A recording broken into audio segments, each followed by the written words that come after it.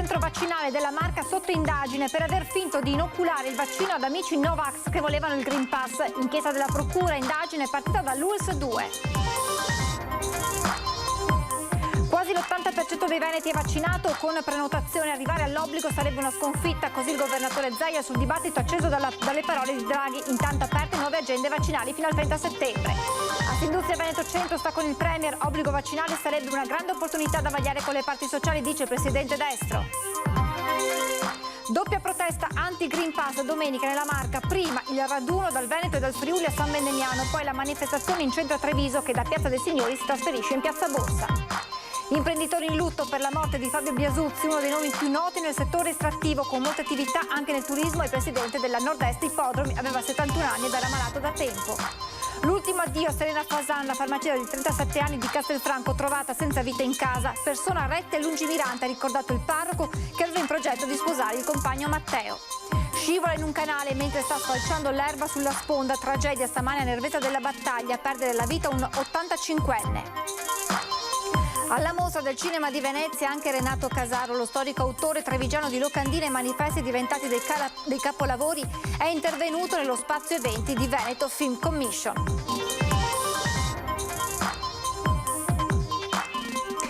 Edizione trevigiana dei telegiornali di Antenna 3, buonasera e ben ritrovati. Dunque, lo avete sentito dai titoli, in primo piano la vicenda di questa infermiera del più grande centro vaccinale della Marca, sotto indagine per aver finto di inoculare il vaccino a degli amici Novax che volevano però il Green Pass. Lei, tra l'altro, vaccinata lo è già. Caso limitato ad una cerchia di conoscenti, specificano dall'ULSS 2, e proprio dall'azienda sanitaria è partita la segnalazione alla procura.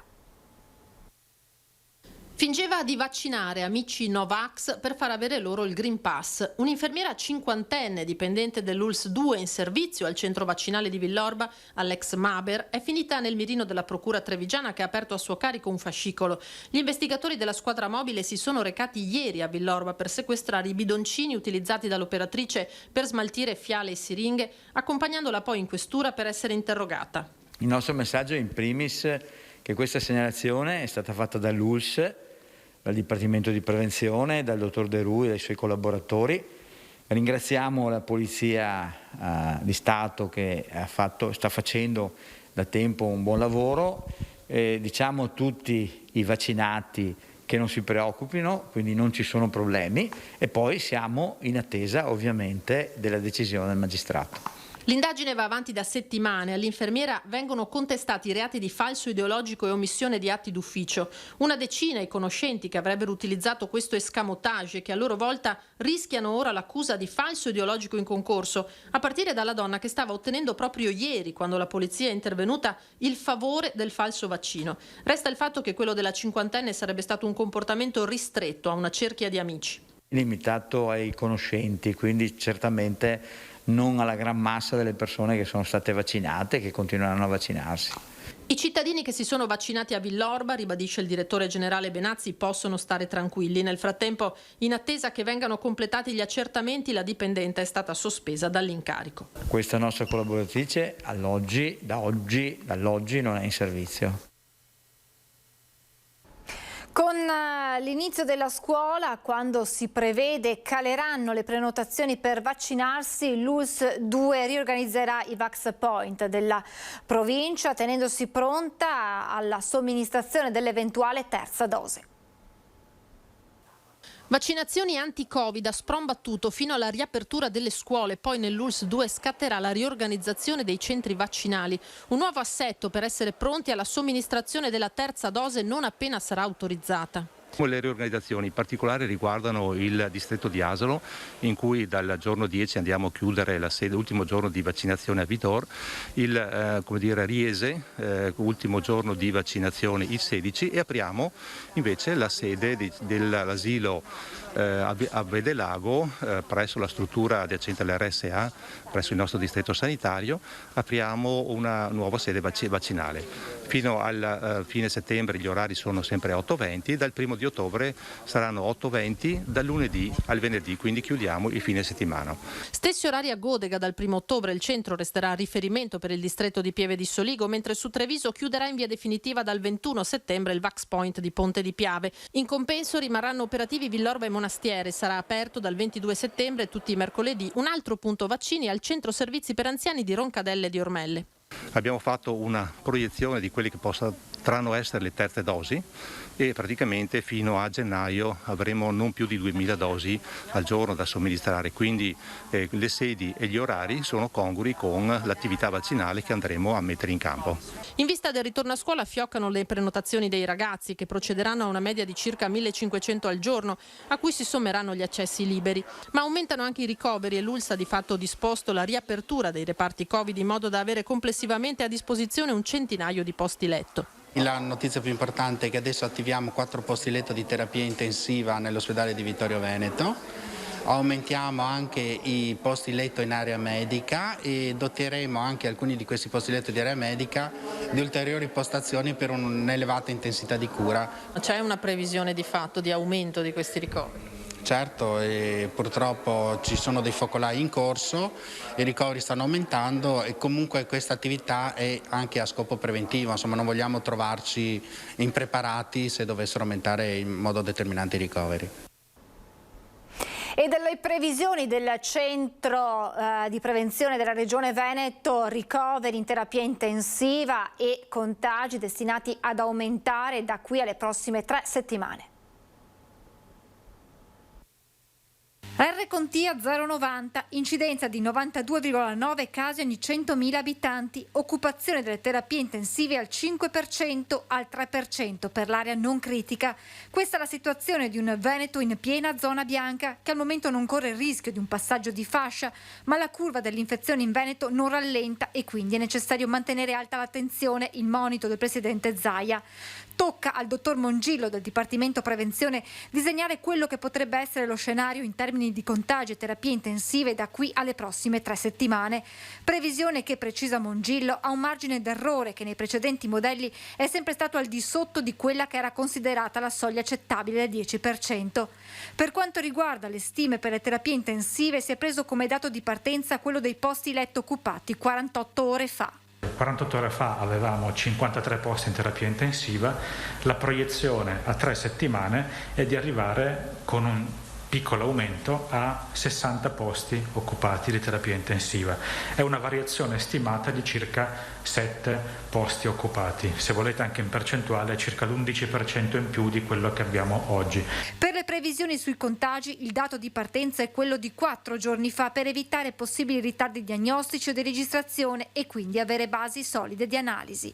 4 giorni fa quindi avevamo 12.945 soggetti attualmente positivi, la stima di qui a 3 settimane è di arrivare a un incremento di circa 1.800 nuovi positivi per un totale di 14.700. Pari ad un incremento di positivi rispetto a 4 giorni fa del 12,4%, ma la settimana prossima potrebbero arrivare anche i primi risultati di una nuova stima legata ai decessi. Quanti decessi abbiamo evitato con la vaccinazione? In preparazione poi anche un'ulteriore analisi. C'è un grafico che mette in relazione tutti i decessi che ci sono stati in Veneto e in particolare i decessi all'interno delle case di riposo. Si vede che la curva dei decessi nelle case di riposo è praticamente ridotta al minimo da quando c'è la vaccinazione, mentre è continuata al di fuori delle case di riposo. E questi dati emersi durante la conferenza stampa del presidente Zaia, che ha parlato dopo le parole del premier Draghi ieri dell'obbligo vaccinale, definendola, se dovesse esserci, una sconfitta sociale. Arrivare alla obbligatorietà è un po' una sconfitta, no, socialmente, no? Cioè, tu dici, se un paese si ritrova costretto ad attuare l'obbligatorietà come piano di sanità pubblica, vuol dire che non c'è presa di coscienza. Il presidente del Veneto interviene sul dibattito apertosi dopo le dichiarazioni del premier Draghi, che non ha escluso l'introduzione dell'obbligo vaccinale nel nostro paese. Non sono ancora chiare le tempistiche e le modalità e il governatore avanza ipotesi su come l'esecutivo potrebbe muoversi. Io immagino che il primo step sul quale si ragionerà sarà quello di alcune categorie professionali. Obbligo vaccinale ed estensione del Green Pass, altro tema affrontato in conferenza dal Presidente del Consiglio, che spacca la maggioranza di governo con la Lega di Matteo Salvini contraria ad entrambe le opzioni. Zaia ricorda come in sede di commissione la Lega abbia presentato 916 emendamenti, segno, dice, del dibattito politico in corso. Alla fine la gran parte è stata ritirata, ne sono rimasti 40 e alcuni di questi hanno trovato approvazione. Noi stiamo operando in regime di Green Pass e non c'è nessuna mia posizione contro il Green Pass, ma del resto voglio ricordare che la Lega ha fatto approvare un emendamento secondo me corretto di allungamento dai 9 ai 12 mesi del Green Pass.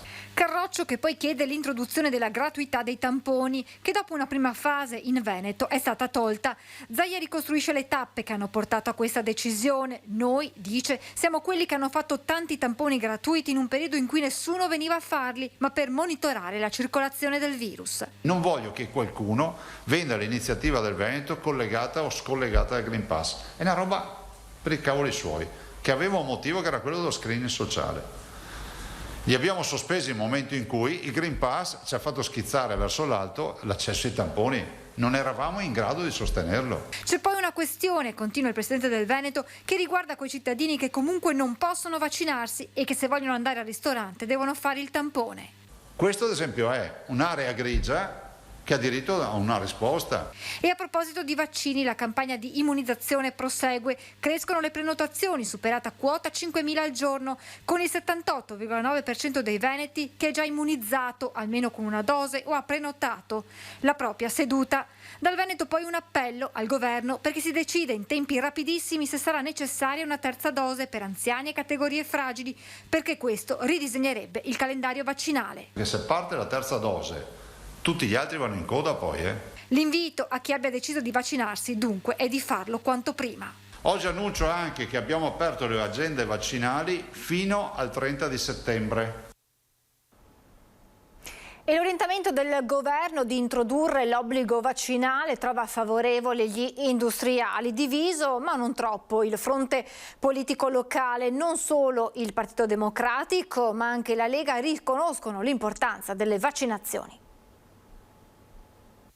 Obbligo vaccinale. Il premier Mario Draghi non ha avuto esitazioni a dirsi favorevole a questo passaggio che il presidente degli industriali trevigiani e padovani, Leopoldo Destro, accoglie con estremo favore. Io penso che questa sia un'opportunità che va vagliata in maniera seria, condividendola con le parti sociali e cercando di trovare un accordo comune per il bene di tutti, per il bene delle nostre attività produttive. Quindi lo valutiamo come una grande opportunità, torno a dire, in maniera corale con tutte le parti sociali.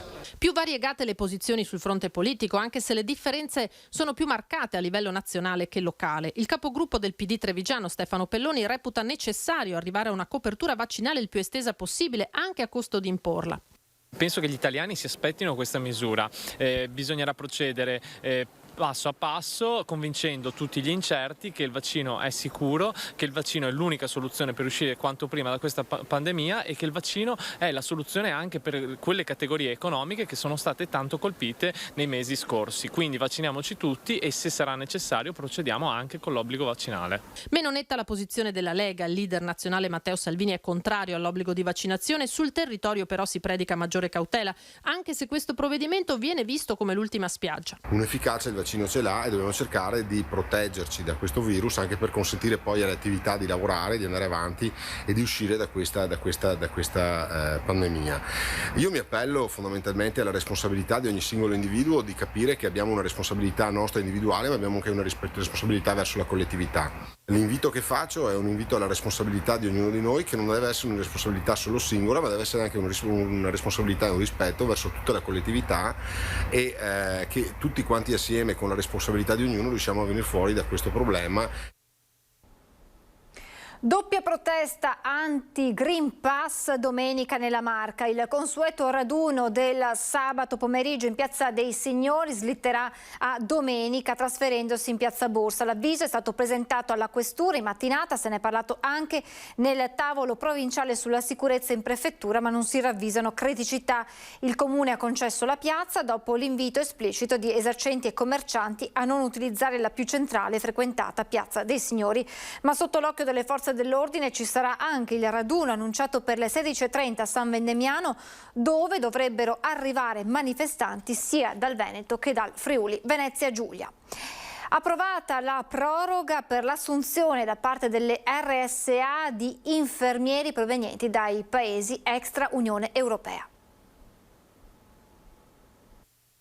È un bel risultato, è un risultato che aspettavamo, che è stato costruito era partito ancora a giugno con un'interrogazione, poi perfezionato, vorrei dire, con un ordine del giorno che il governo aveva approvato, e adesso finalmente arriviamo a conclusione con l'approvazione dell'emendamento. L'emendamento approvato è quello presentato dal deputato della Lega Giuseppe Paolin, che proroga di un anno, cioè fino al 31 dicembre 2022, la possibilità di assumere personale sanitario e sociosanitario nelle RSA e nelle strutture per disabili provenienti da paesi non appartenenti all'Unione Europea. Un risultato che, sottolinea il deputato, è frutto del lavoro di squadra del gruppo della Lega e degli altri colleghi di commissione. Con questo provvedimento, continua Paolin, tamponiamo le difficoltà delle RSA nel reperire medici ed infermieri, difficoltà che, se non fosse stato accolto l'emendamento, continua l'onorevole, avrebbero comportato il reale rischio di non accogliere più gli anziani nelle RSA, non potendo rispettare il rapporto infermieri-ospiti. Ma ci sono altri interventi che si rendono ora necessari. Con 14 milioni di anziani over 65 e 4 milioni di disabili, lo Stato dovrà prevedere e predisporre servizi in questa direzione. L'obiettivo sarà quello di aprire i numeri delle facoltà di medicina e infermieristica, che quelle realmente risolveranno il problema. Lutto nel mondo dell'imprenditoria per la morte di Fabio Biasuzzi, 71 anni, malato da tempo. Era uno dei nomi più noti del settore estrattivo, con molte attività anche nel turismo, e presidente della Nord-Est Ippodromi. Lascia la moglie e 3 figli. Cordoglio da parte del presidente del Veneto Luca Zaia. Con Fabio Biasuzzi se ne va un grande imprenditore, figlio di una famiglia di grandi imprenditori trevigiani. L'epilogo triste della malattia ha messo fine alla sua attività in diversi campi di impresa. La sua scomparsa, ha detto Zaia, mi rattrista molto. Biasuzzi è indissolubilmente legato a Treviso per aver dato all'ippodromo di Sant'Artemio una valenza nazionale con investimenti mirati e una politica lungimirante, ha commentato il sindaco di Treviso Mario Conte. Treviso e il suo territorio perdono un grande personaggio e un punto di riferimento per tutto il mondo dell'impresa. E nel pomeriggio l'ultimo saluto a Serena Fasan, persona retta e lungimirante, ha ricordato Don Dionisio durante la celebrazione delle esequie al Duomo di Castelfranco. La 37enne lascia il compagno Matteo, con cui aveva in progetto di sposarsi, e il figlioletto di appena 2 anni.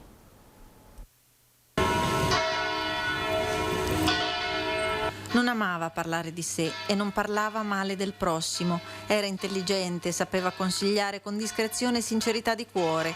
Queste le parole usate nell'omelia da Don Dionisio per ricordare Serena Fasan, la farmacista 37enne trovata senza vita nella sua abitazione mercoledì 25 agosto.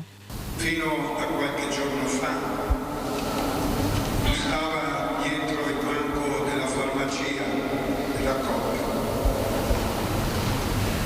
Era attiva, serviva, sorrideva, incoraggiava. Scene della vita quotidiana, l'affetto per i clienti della farmacia e i progetti che Serena aveva in serbo, che hanno subito un arresto improvviso. Con Matteo stava pensando anche al matrimonio, che il matrimonio religioso.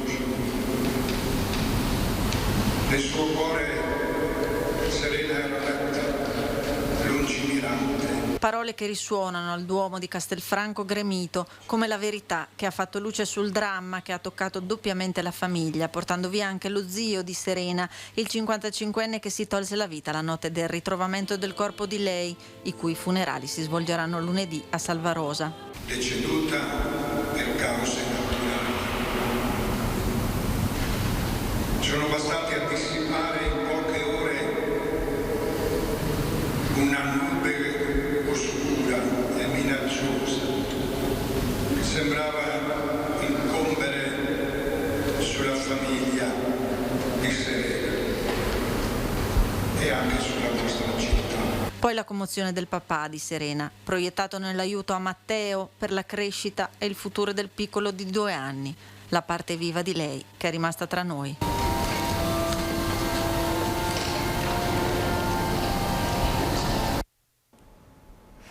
Tragedia stamane a Sovilla di Nervesa della Battaglia, dove l'85enne Ferdinando Simione è finito in un canale pieno d'acqua mentre stava eseguendo dei lavori di sfalcio dell'erba lungo la sponda. A terra è rimasto soltanto un tosaerba, ma dell'uomo nessuna traccia. Sul posto sono intervenuti i vigili del fuoco, i carabinieri, oltre al medico, infermieri del SUEM 118. Le ricerche hanno portato intorno alle 11 al ritrovamento del cadavere a circa 6 chilometri dal punto in cui erano cominciate le ricerche. L'uomo sarebbe morto annegato o forse a causa di un malore. Sull'episodio la Procura di Treviso ha aperto un'inchiesta. Denunciato un imprenditore 46enne, avrebbe dovuto versare al fisco 200.000 euro. Per lui è scattato il sequestro dei macchinari. È scattata la denuncia per l'imprenditore 46enne residente nella Sinistra Piave, attivo nel settore della riparazione di mobili e oggetti di arredamento. Avrebbe dovuto versare all'erario oltre 200.000 euro, è quanto appurato dagli uomini delle Fiamme Gialle trevigiane a conclusione delle indagini, con l'unico fine di evitare il pagamento delle imposte accumulate tra il 2012 e il 2018 dalla sua azienda. L'uomo avrebbe costituito una nuova società nella quale conferire tutte le attività e le passività, tranne i debiti tributari. Questi ultimi, infatti, sono rimasti in capo alla vecchia impresa svuotata che, resa improduttiva, non sarebbe mai stata in condizione di versare quanto dovuto allo Stato. Al termine delle investigazioni condotte dal Nucleo di Polizia Economico-Finanziaria di Treviso, l'uomo è stato denunciato per sottrazione fraudolenta al pagamento delle imposte e il Tribunale di Treviso ha disposto il sequestro preventivo di attrezzature, macchinari e crediti commerciali per un valore complessivo di circa 200.000 euro. Ci fermiamo adesso per qualche istante di pubblicità, tra poco.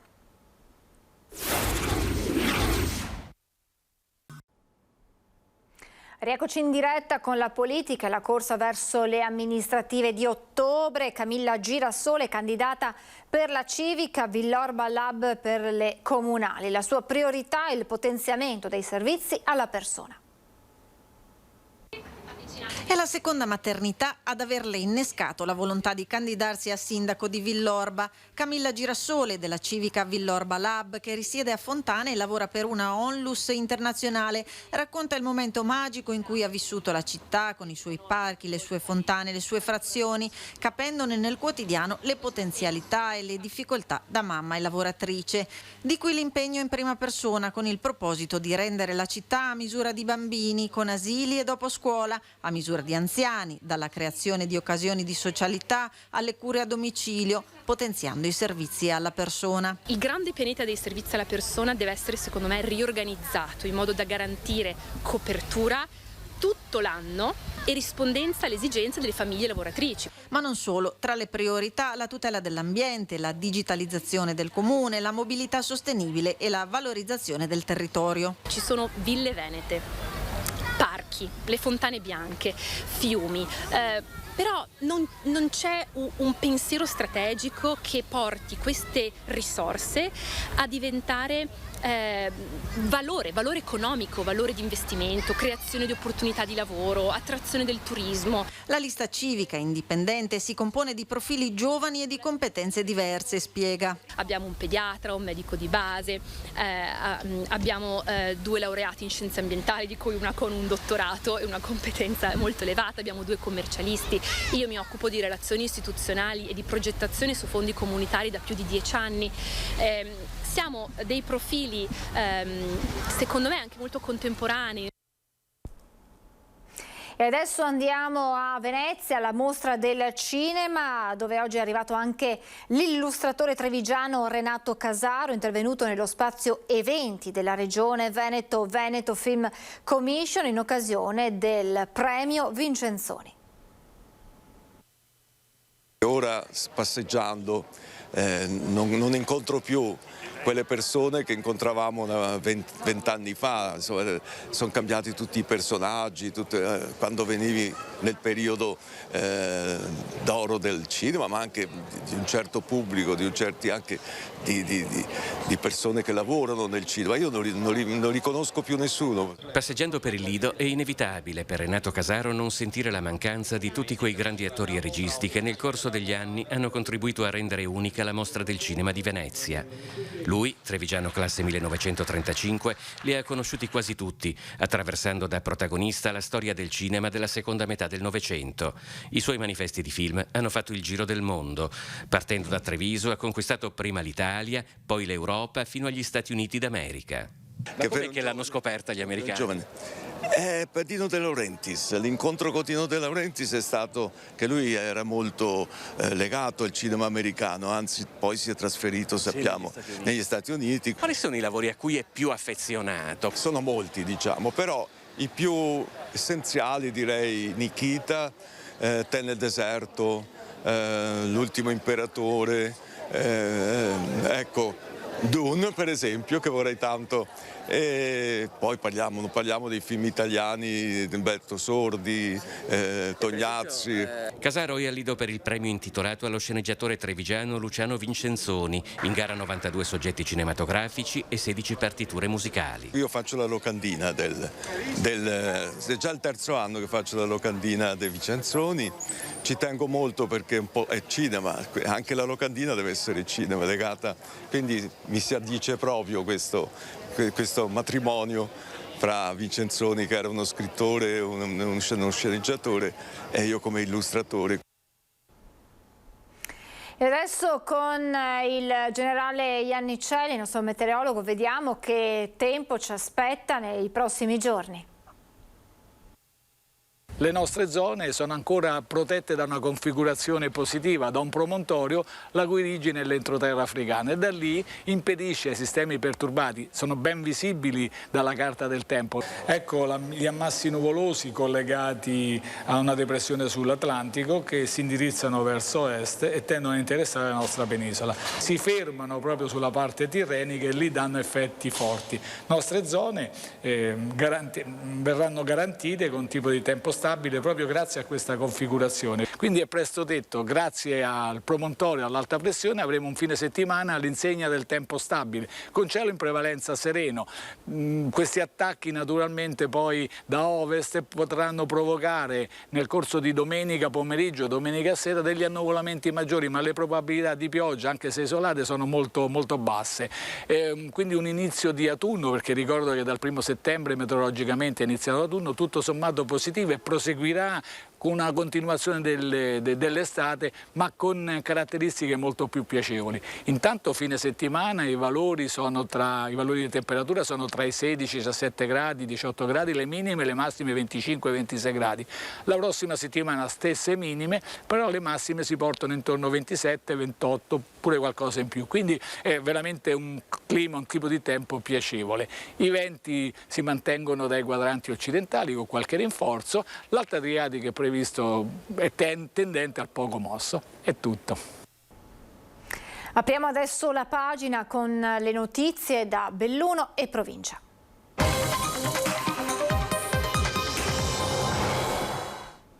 Il ritorno alla normalità dopo la pandemia passa attraverso tanti piccoli segnali. Uno arriva dall'amministrazione di Ponte nelle Alpi.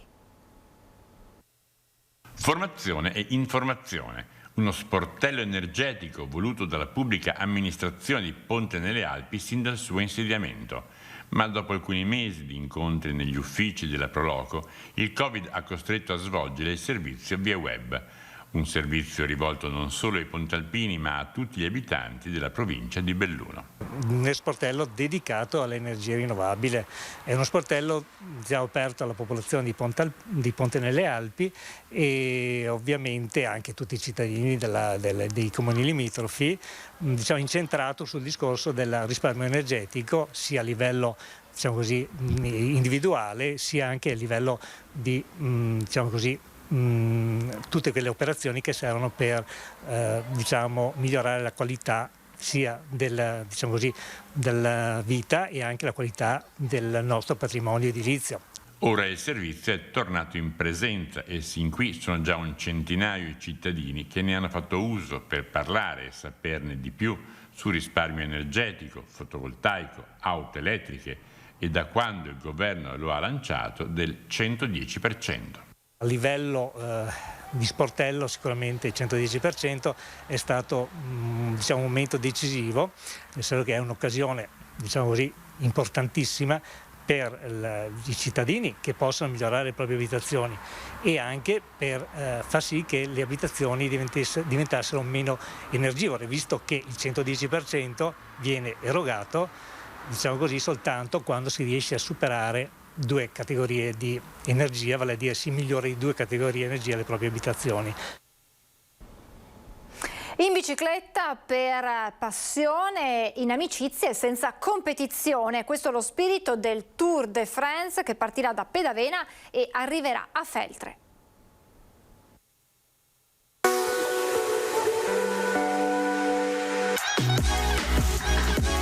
Arriveranno in 300 da 12 diverse nazioni per il Tour de France 2021. Dopo Germania, Austria e Italia, un anno fa si sarebbe dovuto svolgere in Colombia, ma la pandemia fece annullare l'evento che invece torna in Italia per partire dalla birreria di Pedavena e arrivare a Feltre. Il Tour de France è come dice il nome stesso, è un giro a tappe tra amici, tra gruppi di amici, che si sviluppa quest'anno come nelle altre edizioni in 4 tappe. Lo scopo è di portare degli appassionati del mondo della bicicletta in giro per un'esperienza diversa dal solito, quindi non in un ambito di competizione, non con lo stress di una classifica, ma semplicemente divertirsi. Per questa manifestazione non verrà chiusa al traffico nessuna strada mai e non ci sono classifiche. La prima tappa, mercoledì prossimo, porterà i partecipanti fino a San Martino di Castrozza. La seconda li farà tornare dal Trentino in Veneto arrivando a San Vito di Cadore. La terza li farà scendere fino a Vittorio Veneto per poi ripartirne il sabato con un arrivo a Feltre in largo Castaldi. Il tutto con per gli organizzatori la soddisfazione di esserci riusciti nonostante i vincoli e le restrizioni causati dalle norme anti-Covid. È difficile perché sia a livello europeo che a livello internazionale le politiche di gestione di questo evento pandemico sono molto differenti e i controlli che sono richiesti chiaramente devono essere ponderati sulle richieste che ciascun Stato fa. Abbiamo 12 nazioni diverse, ci siamo dovuti occupare di 12 regolamentazioni quasi diverse, ad eccezione chiaramente dell'Europa dove il Green Pass è richiesto ovunque, ma è molto complesso.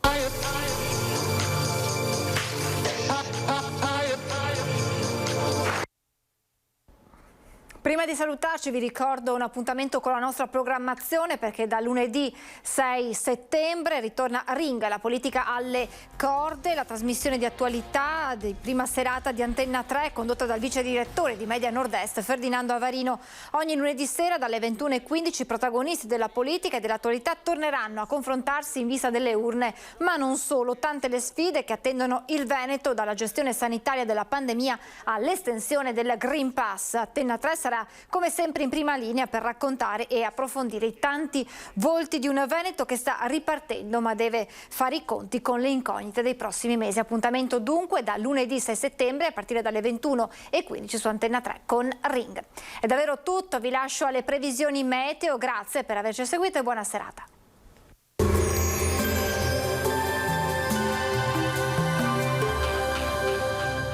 Moreno Tardivo Tristyle. Potatura ed abbattimento alberi di alto fusto. Presenti in tutto il Triveneto. Chiamateci per un preventivo gratuito. Bentrovati al meteo. Tempo tutto sommato buono, anche se il passaggio di un flusso instabile causerà qualche disturbo al nostro territorio. Vediamo insieme il dettaglio di sabato 4 settembre. Sul Veneto avremo un ampio soleggiamento, la grafica ci mostra una situazione tranquilla e in effetti sarà così per gran parte della giornata. Nel pomeriggio tuttavia non si escludono maggiori addensamenti e locali acquazzoni sulle Alpi. Temperature stazionarie minime tra 14 e 17 gradi, valori massimi compresi invece tra i 23 e i 28 gradi. Ci spostiamo ora sul Friuli Venezia Giulia, anche qui tanto sole con nelle ore pomeridiane più nubi sui monti ma in genere senza piogge. Temperature minime tra 14 e 19 gradi, massime sui 26-27 gradi. Infine diamo uno sguardo al Trentino Alto Adige, anche qui sarà bello al mattino, a seguire annuvolamenti e locali veloci rovesci. Temperature minime intorno ai 16-17 gradi, massime sui 27-28 gradi. Dal meteo è tutto, buon proseguimento in compagnia di Antenna 3.